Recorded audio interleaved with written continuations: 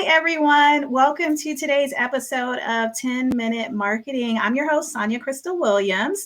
So today I've got a friend, someone I've known a really long time, former client, all those things, Mr. Akil Sherman joining us today. Hi, Akil. Hello, Sonja, and hello, world. That's right.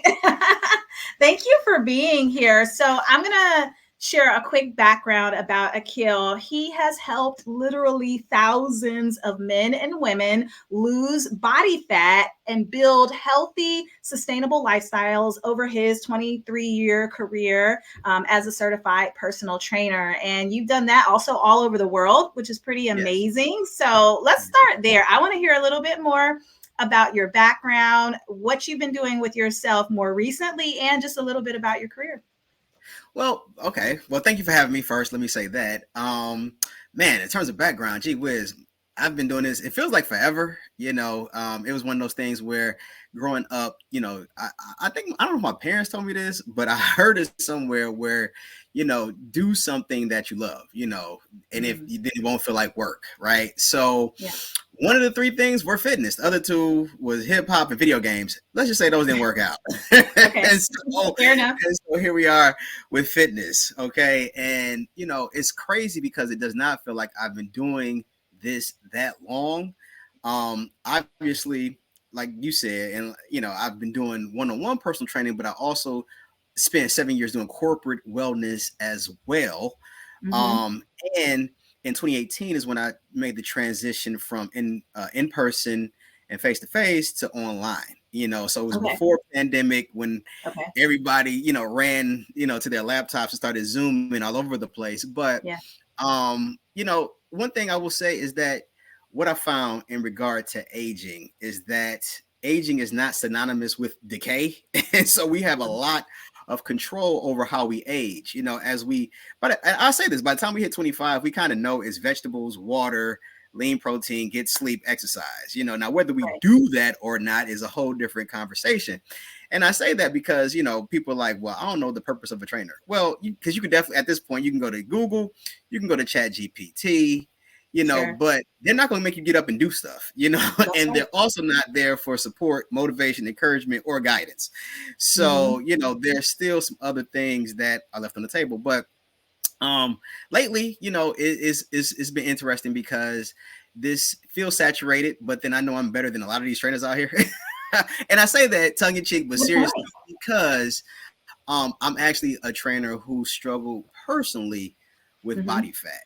And, Mm. you don't have a lot of body types play a part, as well as, it matters who you're getting your information from. And so my specialty is indeed body, like helping folks lose body fat, but Mm-hmm. sustainably. Like I don't like using the language weight loss. I don't like that. Okay. And I rather call it fat loss because that's more specific, because weight loss also infers that we're talking about losing muscle and fat, and we don't want to lose muscle, Yeah. as we age. We're going to do that naturally. So we don't want to, speed that along with any dubious methods that will create that outcome. One of the things, and you were bringing up something that your parents talked to you about as a kid, and it made me think about like something I used to see all the time as a kid on TV that made me feel like fitness was important. So I was an army kid, and I spent my childhood living overseas. And at that time, this was before personal satellite dish TV and direct TV and all that stuff existed, and cable existed the way it does today. We only had like 2 or 3 English channels as a child growing up overseas.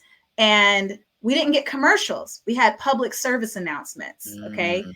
And so there was this public service announcement that used to come on, and I would never forget it. And I remember it. And it was a picture, it was a video of like, I don't know, just somebody eating like lots of stuff that's considered bad for you, like really bad, globs and globs of it. And then at the end of the commercial or public service announcement, the person was walking down the street, and they had, this is probably politically incorrect now, but it was like a giant donut on that person's bottom. And they were walking down the I street. remember And that. the message of the PSA was, what you eat at 20 determines what you are at 40. Did you ever see that one growing up? You know what? So let me amend. I said I saw a commercial where they had they replaced a person's cheeks with donuts. So it was PSA. I forgot what that was for, but that's true. I love that message because I talk a lot about that in regard to, people, we turn 50, we turn 60, and we think that this just came out of nowhere. And it's Yeah. no, like, it's an accumulation of your habits. Like, if what you do in your 40s dictates the level of health you're going to have in your 50s, or like to the point of that PSA, what we do here, it's like it's an investment one Right. way or the other. Like, if you invest in processed sugar, refined carbohydrates, and saturated fat, you will have one outcome. If you Right. invest in fresh fruit, fresh vegetables, lean sources of protein, and low glycemic, non-inflammatory grains, and drink water, you will have another outcome. And True. so, either you invest one way or the other, but you're going to get a return on that investment either way. True. I want both personally, but we won't talk about that today. So, all right. So, one of the things you talked about was pre-pandemic, you were in corporate wellness. Okay.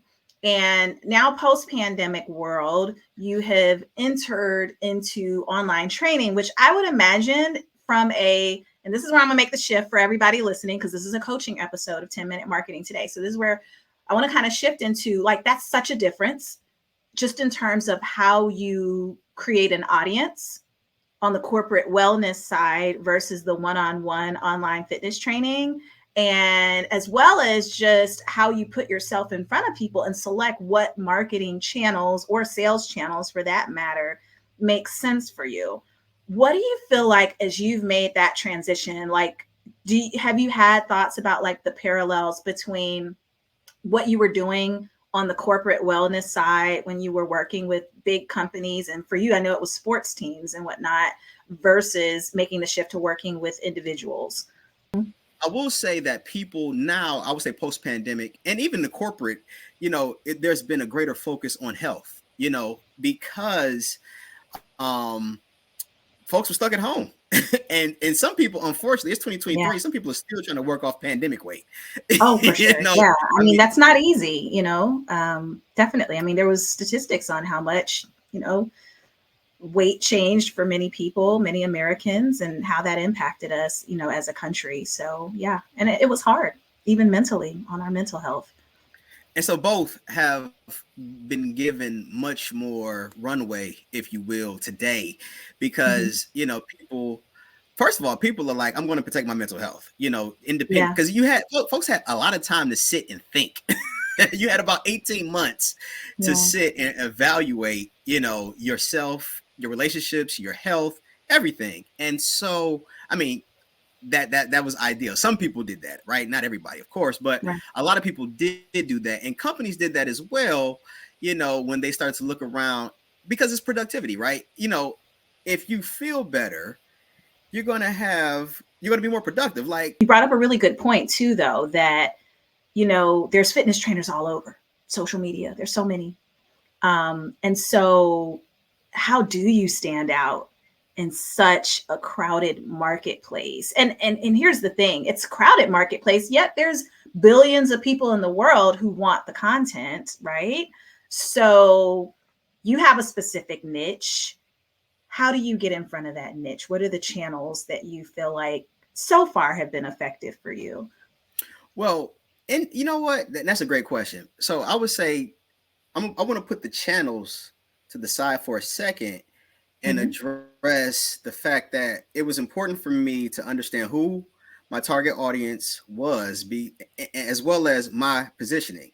Because to your point, like, number one, I thought that I could just train anybody who wanted, just anybody, and I Yeah. had to have a realization that was different when I was. So I will say there was a big difference between being face to face and being online, because being face to face, I really could train anybody, because if you were going to come meet me, you, like, at that point, you like, I'm paying for this. I'm going Right. to make the effort to make the trip. But online, it's real easy for you to disregard what I send you through email. True. so True.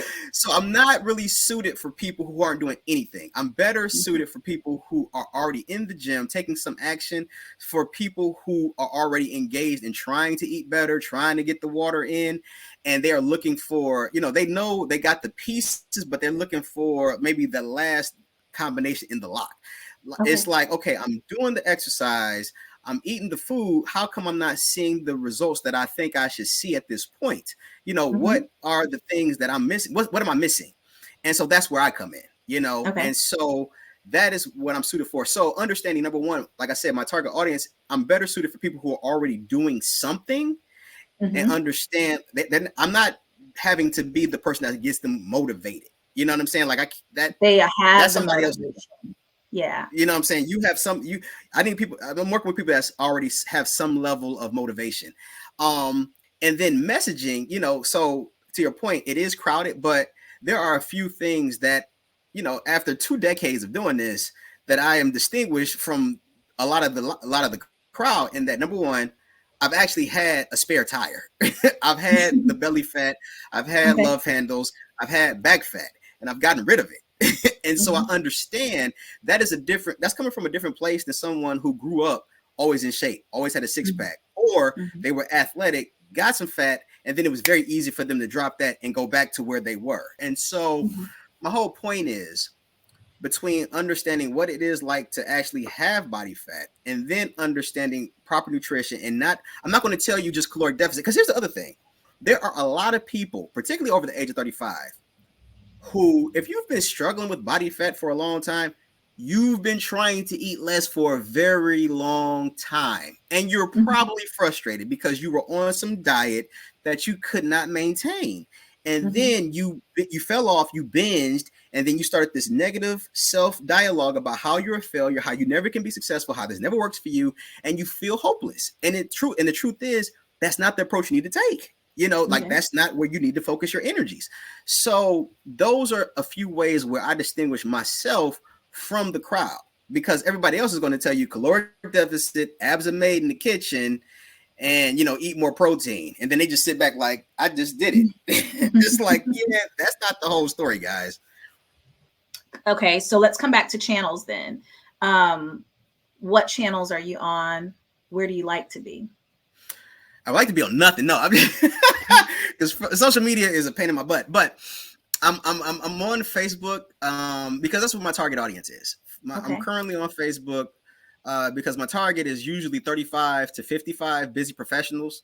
Hmm. Um, I am on Instagram, but I don't have as much success on Instagram, and I would like to be on LinkedIn, but I have not cracked the LinkedIn code. So Hmm. I also have a small, very very small following on YouTube as well. So I'm in those popular. I don't do TikTok, um, just because that's a TikTok's a little. commitment. Sure. Sure. It, and I haven't mastered the things that I'm already doing. So just adding another channel because it's there doesn't really resonate with me, right? So it's like, Right. it's more about me understanding marketing, my messaging, my positioning, and my offer. Mhm. Like, Okay. that's the areas I feel like that's been like the third quarter of the year is where I understood that I needed to be better in those three areas.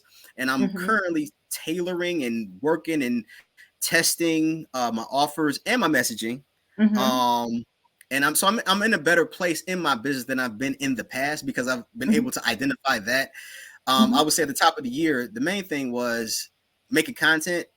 I've mastered making the content. Now, if it could be visually better, sure, I give you all of that. But Right. between making reels and demo videos, short form where I'm, explaining something, or long form when I'm explaining something, going live, I don't have any issue with doing that. Like, I go live probably like 4 times a week now, maybe five, depending on, if, because I also, like, back to Facebook, back to the channels.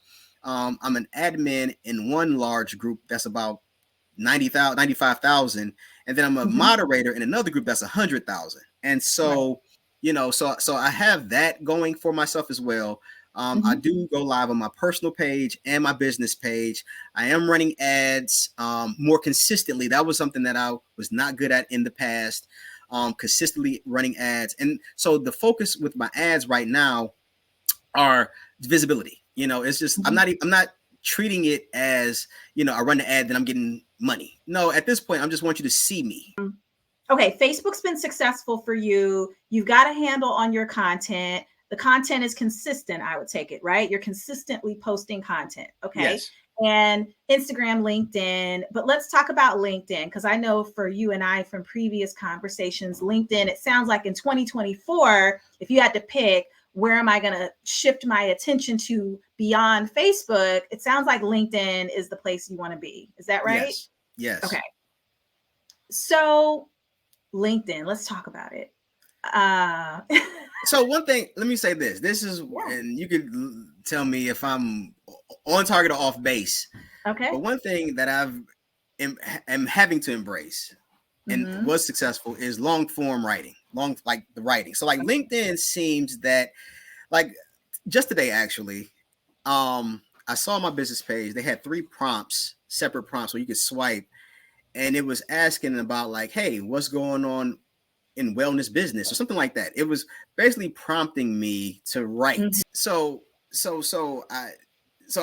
not like as simple as just like click the button on my phone and go live, right? It's kind of like you have to, like I said, it's a few layers to that for LinkedIn. So then what I've been doing though is uploading the video to the platform, and then putting the caption, and then putting it on my business page, then maybe sharing it to my personal page. And I've also tried just uploading it natively to the personal and the business. I did that today actually with a long form post with a picture. And we'll see how the impressions go. But then I also understand it's a time quotient in there because it's a professional platform. So people are at work. They're not checking it necessarily like a Facebook. You know what I mean? And so it's just a different beast. Like I do understand that, So let me clarify. You have the personal LinkedIn account, and then you also set up, what would it be? Akil Sherman Online Training and Coaching as a business page on LinkedIn. Yep. Okay. Yes. Now question, what prompted you to want to create a business page on LinkedIn? Well, I didn't want to do that. I thought it was prudent. I thought that is, in terms of, running ads. I don't think, I'm not sure if I could run ads to if I didn't have a business page. So looking to setting up myself for the future of running ads and boosting posts and all that good stuff. I was like, well, I have to, go that route. So that was what that was. Yes. Okay. So I'm going to start there. I think LinkedIn is a little different than other social networks, definitely different than Facebook in the respect that you can thrive more on LinkedIn when you are the face of the business through your personal profile, probably 10 to 100 times more than you will through that business page. Okay. Now, to your point, there's a legitimate reason why you set up that business page, because you want to set yourself up for the future of being able to run ads. And you could keep moving in that direction. The only thing I would encourage you to think about is for now, only because you're doing this yourself. You don't have an army of people behind you creating content. Your time is valuable, and you're splitting how you spend your time between the management of multiple social networks, and you're trying to capture impressions across multiple social networks. And particularly in LinkedIn, it's like you're trying to capture impressions in 2 places that kind of say the same thing. Your personal profile, Akil Sherman, because you are the face of your brand, and then you have your brand that lives on its own page. I would recommend you invest more time in the Akil Sherman profile, your personal profile, than the business page. Keep that page, keep it active. I'm not saying abandon it, because you do need to be set up when at some point you're ready to launch those ads. But LinkedIn really thrives, and business pages thrive more through shared content from a personal profile. So if you're doing anything, things that you might post on your page might get shared or amplified through your personal page. But honestly, I wouldn't say that LinkedIn prioritizes that in its algorithm. Okay. And so think about that. Even when you mention those prompts. So let me explain that to everybody, because this is a shift that LinkedIn's been making recently. And they actually made the announcement recently and opened it up publicly to many accounts. Some accounts may not even have the ability to do it yet. But LinkedIn gives you the ability to do what's called collaborative articles now. So what you're seeing are probably prompts that are trying to get you to contribute to collaborative articles. Let me tell you a couple of things about collaborative articles. Don't just reply to any prompt they put in front of you. Your prompts need to be very focused around fitness and wellness only. They know you're a small business owner, so they might throw a small business prompt at you. They might know you're into speaking publicly, so they might throw a speaking prompt at you. Those don't have anything to do with the audience you're trying to capture or where you want to be known as an expert. So when you do choose to contribute to collaborative articles, they need to only be around subject matter that are specific to what you do for a living, and then even then niche it down, right? Like I could talk about small business and that under that topic all day. What ends up happening is when you do enough prompts on collaborative articles, at least right now, the way the program is proposed to roll out is if you do, I'd say roughly 20 or 30, you will get a badge on your profile. And this is why you should be doing on your personal profile, not the business. You want the badge on Akil's profile. And now you are a top voice in fitness, top voice in wellness, right? And that just makes your profile maybe stand out a little bit more when you're posting things and strangers see it. You don't want to be the top voice in entrepreneurship. Who cares, right? That doesn't matter. So don't answer those prompts when it's trying to get you to answer questions around what struggles do you face as an entrepreneur? Who cares? That's not important to you, right? So that's going to help you streamline a little bit more. Okay. Now, Agreed. let's look at personal profile. Or do you like what I'm saying so far? Yes. Does that make 100%. sense? Okay. Makes a lot of sense. It's also a better time, management for you. Okay. The other piece is a couple of things. Actually, I'm looking at your profile right now. You have a really great message under your name. So that's one of the great golden rules that you followed. It says, I help busy professionals lose stubborn body fat and develop a healthy, sustainable lifestyle in 90 days.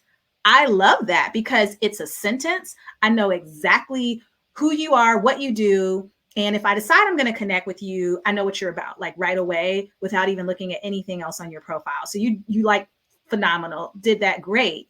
My question though, is when I start to scroll down your page and I look at your content or I click the link where it says check out my online service, my question is, and it's a question, not a judgment. The question is, does your content align with that offer? Every single content that you're releasing right now, every single piece of content. No, no, it is not. Like, okay. No. Okay. That answer. So that's where now we start to shift where your content goes in that direction. If that's the offer, because I know you said you're testing out different offers. It's a good sounding offer to me. I mean, but now, because technically I fit in your demographic, right? So I'll speak from the experience of a person in your demographic. And I've trained with you in the past. I've been a client of yours on the face-to-face side. So I know that, okay, this is appealing to me. Ooh, what can he do for me in 90 days? And then I start surfing your content and I'm like, well, I don't know. That doesn't exactly answer my question. So now you need to kind of make that shift and start thinking about, as I start creating content for LinkedIn, and honestly, this can translate to the other networks where you want to have and provide a lot of value. But as I am thinking about content and planning it, how do I constantly create content that answers that question for a busy professional? Because their time is valuable. So you do need to kind of give it to them. Like, what am I getting in 90 days? And try to think about ways to answer that question visually. Maybe it could be with graphics. It could be long form post. It could be video. The trend right now, okay, on LinkedIn is the writing. So you are right about that. You have hacked that code. Okay. LinkedIn is going to reward you more for writing, and the style of how you write matters because it needs to be digestible. No long paragraphs, no long story. Like if you're going to do long form, great, break the text up, little sentences, think skimmable, because anyone who's going down their feed, whether it's on a desktop or mobile device, they are skimming. they are skim reading. They are not fully engaged at any point in time on any of these networks for that matter, at least until you capture their attention enough. And then at that point, maybe they do go to your website and they want more information. So your content needs to be skimmable. Your first really your first line, but probably two, no more than 3 lines on LinkedIn are the most important, because that's what they're going to see before they click see more. You know that from Facebook, because the same rule applies on Facebook, right? And so we need to draw them in with that hook, right? There's a saying, we've probably talked about this before, hook, story, offer, right? This is kind of ClickFunnels, Russell Brunson's approach. I know you've done some probably reading in and around his stuff. So you can still follow that format, but the hook, story, offer format doesn't tell you about skimmable content. Like, right, there's some of those newer things and factors that you have to consider. The tone of your content, the way you write matters. Thinking about speaking, I got this tip from a LinkedIn influencer. Think about speaking to a specific person, not I'm speaking to an audience of busy professionals. No, think about I'm speaking to Sonja. I'm speaking to Susan. I'm speaking to Joe, like somebody you actually know. Think about how you speak to them when you write that post, and write it that way. Write it that way. Then you can go back and revise it and all of that, but it should sound genuine. It should sound conversational. It should sound like it's coming from you, not an entity, because you want to keep yourself human and relatable. And that's so important when you're the face of the brand, to be able to do that. Makes all sense. These are other things, couple other things. Links. Drop your links in the comments, at least at the moment, and algorithms change. LinkedIn will not necessarily reward your post with more visibility when you put a link in the post. Experiment with just like that too. Yeah, they all are. So experiment with that, and experiment with some text only post. Don't worry about always having to put an image or a video. I see that succeeds better in LinkedIn too. Like the picture, they don't care about pictures. I got that vibe a little while back as well. Yeah. I think these are some good starting points for you. Okay. So let's hone in on one more thing. Okay. So when we do click to the website, it goes to, so you've got a link off of your profile. It goes to your homepage of your website, and you've got, like, imagery wise, it's great, right? Because you've got a lot of the before and after photos of clients you've worked with, where you've helped them transform, through your 90-day program. And you say it in plain language. I help busy professionals lose fat and get healthy. And then you give them kind of some reasons why.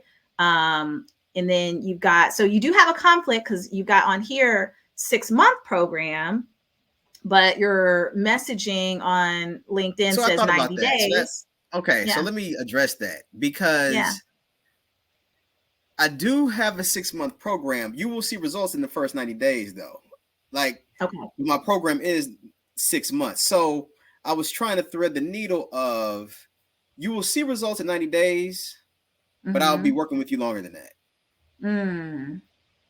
Okay, I get something different from that. So that feels like bait and switch. Because it does. I didn't want to say, I can help you lose belly fat and build a healthy lifestyle in 6 months, because they're like 6 months, right? Because, like, I don't know. So that you're helping. 90 days does sound good. What? I said 90 days does sound better than 6 months, right? It's shorter, and then days versus months, of course, it sounds good. I would try to figure out how to reword that on the website. Then you got to get 90 days in there somewhere, if that's what you're going to lead with on LinkedIn. Or just drop the 90 days and I help busy. See, I didn't know, but I feel like the time element had to be involved. It does make it more specific. Yeah. Because I was like, I could have just left it, I help busy professionals lose body fat and build a healthy lifestyle. And folks like, nah. Exactly. 90 days adds a punch to it. Or a time frame, we'll just say. A time frame definitely adds a punch to it, because now I know what you're going to give me in a certain amount of time, and I already can make a decision if I'm willing to commit to it or not, right? It's like a sales tactics, right? Things you learn in sales training, which is one of the things you want to do and your message is get people to constantly say yes in their head, right? When you're selling something to someone, even verbally, you constantly want them reaffirming the things that you're trying to sell them on. And so, I mean, I can answer that question from, yeah, I'm willing to do, I can do 90 days. I might not do 6 months, but I'll do 90 days. So I'm not saying change your program, but you definitely have to find a way. I think it's great. I would keep it. I think it adds a punch. I think you got to find a way on your website. If it truly is a 6-month program, then how do you reframe that? But it does today, how it stands, it does feel like a bait and switch. And then we get to book a free call. Now, the question is, why do they care about booking a free call? Well, to see if, kick the tires, to see if this is something they may want to do. Okay. So I feel like we need a round 2 because we're only going to get so far today. But I think on that call to action, so you have a good offer in place, but I think your final kind of closer to book a call, it kind of depends on how your program is structured, right? But most people, if they're motivated and they are already doing fitness and you are offering a program 90 days and you can help me do something really specific, 90 days, 6 months, whatever the case might be, and I'm doing it online, I don't really feel like I need to talk. Like I want to take action. I want to start moving into something. Even here's the thing, even here's this really to think about.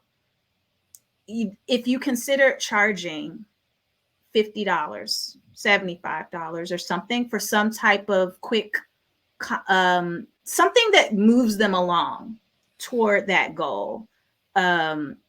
Something, it could be consultative, it could be a reading on something, a test you give them. Maybe that's even, maybe it's a quiz instead of just book a call and they have to submit their email address and now they're on your email list and you now send your offer to them or you email the offer to them. Maybe you take them to a video where you really explain the program. That also creates more automation for you. So you're not spending your time having to talk to each individual person to vet them. Like, let them vet themselves. Take them to a pre-recorded video that explains your program or things about generally what you're willing to offer. And then you upsell to the next step. You know what I mean? Like, try to think about different ways you could frame that. But I feel like book a call, you probably are going to lose a lot of people in that last step. I like the video. I like the video of spelling out what it entails. Because one thing that I am forever guilty of, my clients have told me this. They're like, what you actually do is so much beyond what I, what I thought it was going to be. Yeah. And I don't have but I do, I guess in my brain, I have a difficult time articulating that because I'm actually doing the thing. It just doesn't sound sexy. Like, I'm going to help you eat better. I'm going to help you lose fat. Mm-hmm. I'm going to help you get stronger. Mm-hmm. Like, we're going to work on sleep. Like, all this stuff. Like, I'm going to help you build a healthy lifestyle, but it doesn't sound sexy. It's not punchy. Yeah. But when you get in there, you're like, oh, wait. Because, like, I have, and then, too, because I've been through the fat loss journey, I'm generally going to have the answer for why you're at a plateau. And if you follow what I'm doing, what I tell you to do, you're going to get results. They all have. And so I don't do well articulating that because it sounds like everybody else. I don't know. And even honestly, when I click the link to book a call, it's just me booking a call. There's no, even if you stuck with the book a call, there's no questions. So the questions come when you book the call. Like, you get sent to a what is that?